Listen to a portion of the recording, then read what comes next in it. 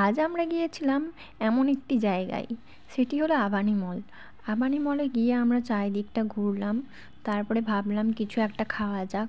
তো তারপরে আমরা ভাবলাম আইসক্রিম খাবো, তারপরে চারিদিকে ঘুরে ঘুরে দেখছি কোথায় আইসক্রিমের স্টলটা আছে। তো এইদিকে চারিদিকে সব নানা রকম স্টল আছে। এই হচ্ছে কোল্ড ড্রিঙ্ক স্টল, নানা রকম খাবারের স্টল। এই হচ্ছে দ্য কলকাতা স্ট্রিট ফুডের স্টল।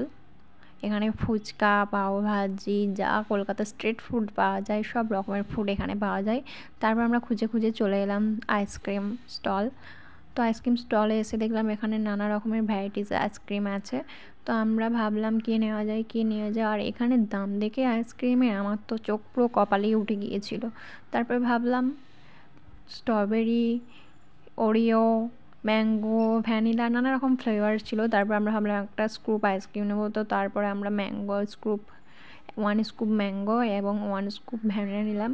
তো এইটা যেটা তুলছে ওটা হলো ম্যাঙ্গো, এটা হলো ম্যাঙ্গো স্কুপ, এটা হলো ভ্যানিলা। তো এই দুটো ভ্যানিলা এবং ম্যাঙ্গো স্কুপের দাম হলো 169 টাকা, দুটো মিলিয়ে। তারপরে এই আমার ছেলে আইসক্রিমটা খেয়ে দেখছে কেমন। তো ভ্যানিলাটা আমার অতটা ভালো লাগেনি, আমি টেস্ট করে দেখেছিলাম। ভ্যানিলাটা মোটামুটি ছিল, বাট ম্যাঙ্গোটা খেতে দারুণ ছিল।